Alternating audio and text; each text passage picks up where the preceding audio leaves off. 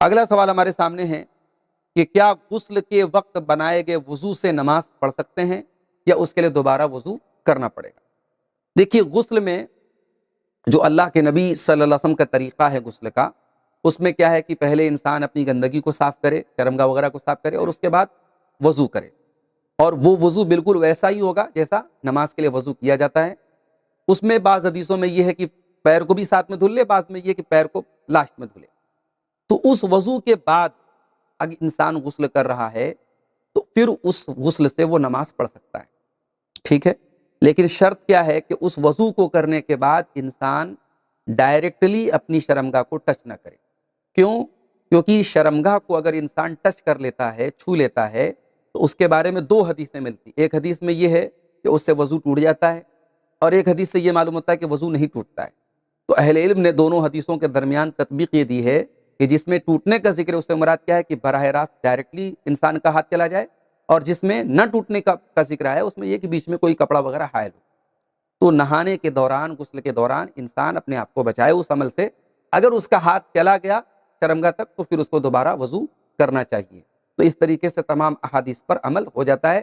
بہرحال اس وضو سے نماز پڑھی جا سکتی ہے انشاءاللہ، اگر وہ وضو نہیں ٹوٹتا ہے، وضو کرنے کے بعد انسان کوئی ایسا کام نہیں کرتا جس سے وضو ٹوٹتا ہو، تو وہ اس وضو سے نماز پڑھ سکتا ہے، کوئی حرج کی بات نہیں ہے۔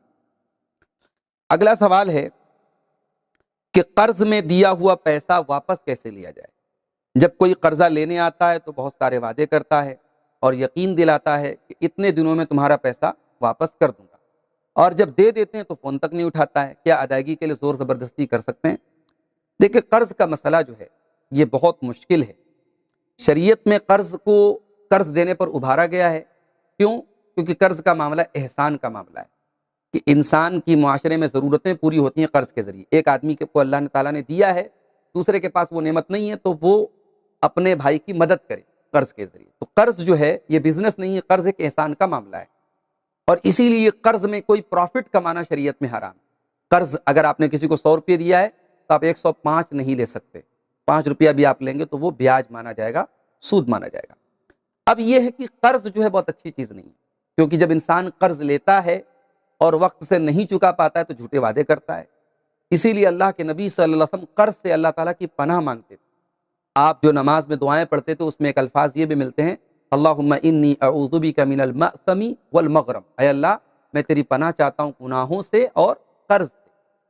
اور ایک حدیث میں آپ پناہ مانگتے تھے وضلع الدین، قرض کے بوجھ سے میں تیری پناہ، یعنی قرض اپنے آپ میں ایک بوجھ۔ تو قرض انسان کو لینا نہیں چاہیے، اور اگر قرض لے تو پھر اس کو وعدے کے حساب سے پورا کر۔ آج چونکہ بہت ساری جو دینداری کی جو کمی ہے، اخلاق کی جو کمی ہے، اس کی ایک علامت یہ بھی ہے کہ انسان قرض لے لیتا ہے اور اس کے بعد جو ہے اس کو چکاتا نہیں ہے، اور جو بیچارہ قرض دینے والا ہے وہ دوڑتا رہتا ہے۔ ہم معاشرے میں اس چیز کو دیکھتے ہیں۔ اس لیے کہیں کہیں دکاندار لوگ اپنی دکان پہ لکھتے ہیں کہ یہاں قرض جو ہے، ادھار جو ہے کس کو دیا جائے گا؟ 80 سال والوں کو دیا جائے گا، اور وہ بھی ان کے ماں باپ سے پوچھ کے دیا جائے گا۔ مطلب یہ کہ قرض نہیں دیا جائے گا، ادھار نہیں دیا جائے گا۔ تو یہ کیوں لوگ لکھتے ہیں؟ کیونکہ آج بہت سارے دکاندار ہیں وہ ادھار دے دے کر کے برباد ہو چکے ہوتے ہیں۔ لینے کے ٹائم تو لوگ بڑی اچھی سی باتیں کرتے ہیں، پھر بیچارہ وہ جو ہے فون کرتا ہے یا لوگوں سے مطالبہ کرتا ہے تو لوگ نہیں دیتے ہیں۔ تو قرض جو ہے جب انسان کسی کو دے، اسی لیے دیکھیے قرآن کی سب سے لمبی آیت دین ہے جس میں قرض کا ذکر ہے، اور اللہ تعالیٰ نے قرض کسی کو دیا جائے تو باقاعدہ گواہ بنانے کا حکم دیا، اس کو ریٹن میں آدمی لائے، لکھنے کا حکم دیا۔ کیوں؟ کیونکہ یہ ایک بہت بڑا معاملہ ہے، ایک ذمہ داری ہے۔ اور اسی لیے جب کوئی انسان مر جائے تو شریعت کیا کہتی ہے کہ تجہیز و تکفین کے بعد پہلا کام کیا کریں گے؟ اس کے قرضوں کی ادائیگی کریں گے۔ یہ قرض اتنی خطرناک چیز ہے، تو انسان کو اول تو قرض لینا نہیں چاہیے، اور لے تو وقت پر دینا چاہیے، اور کوئی وقت پر نہ دے تو پھر قرض خواہ جو ہے، قرض جو دینے والا ہے وہ اپنے حساب سے اس سے مطالبہ کر سکتا ہے۔ بہرحال زور زبردستی کرنا ٹھیک نہیں ہے، جائز دائرے میں رہ کر کے اس سے مطالبہ کر سکتا ہے انشاءاللہ۔ اس کے بعد ایک سوال ہمارے سامنے آیا ہے، یہ 7واں سوال ہماری لسٹ میں ہے، زندگی میں سکون کیسے لائیں؟ دیکھیے، زندگی میں سکون لانے کے لیے شریعت میں بہت ساری چیزیں بتائی گئی۔ بنیادی طور پر 2-3 چیزیں میں آپ کو بتا دیتا ہوں۔ سب سے پہلی اور ضروری چیز کیا ہے؟ ایمان اور نیک عمل۔ ایمان اور نیک عمل کے بغیر انسان کی زندگی میں سکون نہیں آ سکتا۔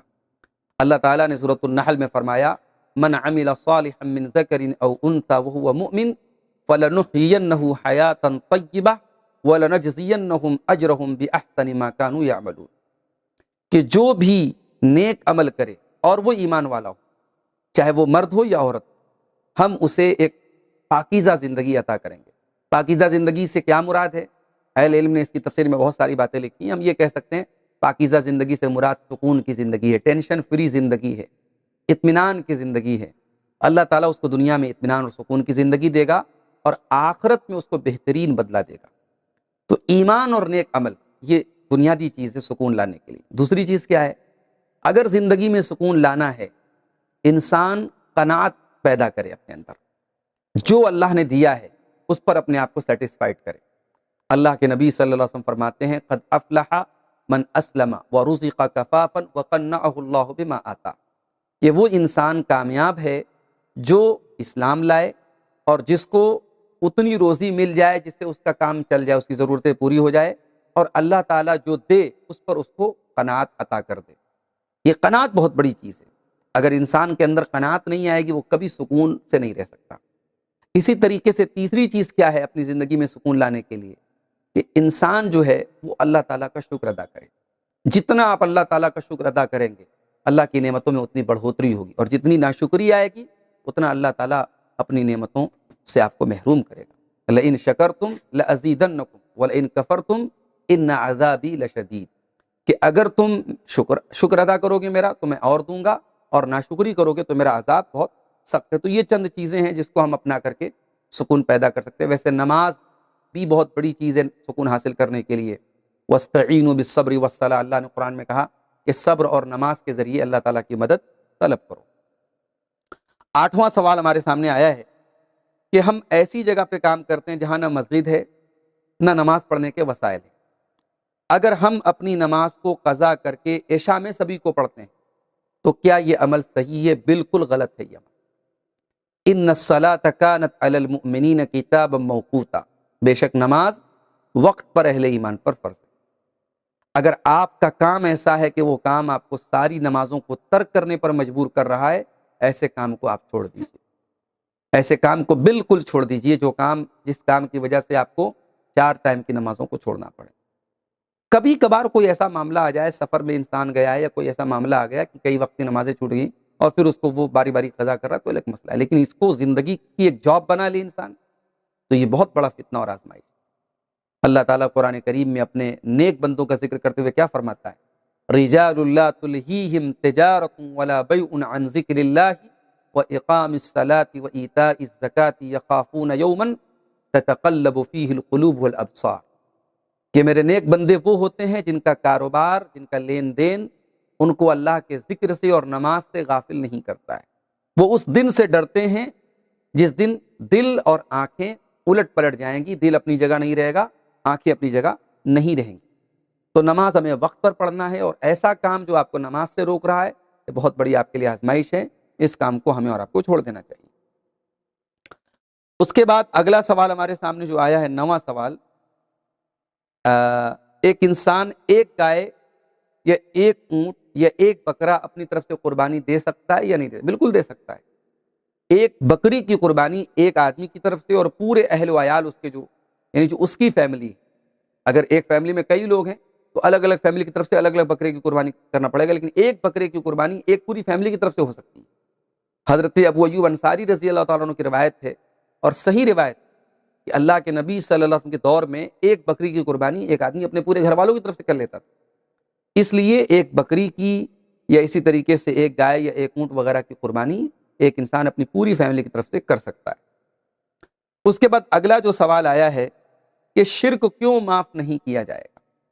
اس کا ایک جواب تو یہ ہے کہ لا یسأل عما یفعل، اللہ تعالیٰ جو کرتا ہے اللہ تعالیٰ سے کوئی پوچھ نہیں سکتا، بندوں سے پوچھا جائے گا۔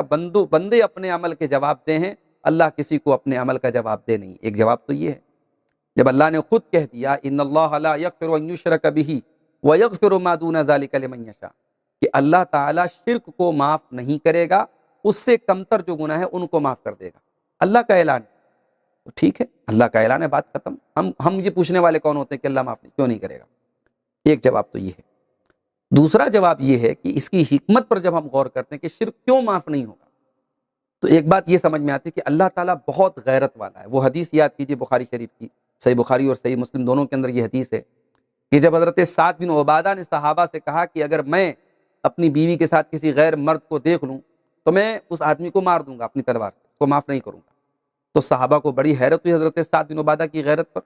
تو نبی صلی اللہ علیہ وسلم نے صحابہ سے کہا کہ تعجبون من غیرت سعد، تمہیں سعد کی غیرت پر بڑا تعجب ہو رہا ہے؟ واللہ لأنا اغیر منہ، اللہ کی قسم میں سعد سے زیادہ غیرت والا ہوں اور مجھ سے زیادہ غیرت والا اللہ ہے۔ تو اللہ جب بہت زیادہ غیرت والا بلکہ سب سے زیادہ غیرت والا ہے تو اللہ کی غیرت کا تقاضا کیا ہے کہ اللہ کی عبادت میں اگر کوئی کسی کو شریک کرتا، اللہ کا حق کسی اور کو دیتا ہے تو اللہ اس کو معاف نہیں کرے گا۔ یہ حکمت اصل ہے شرک معاف نہ ہونے کی۔ واللہ اعلم بالصواب۔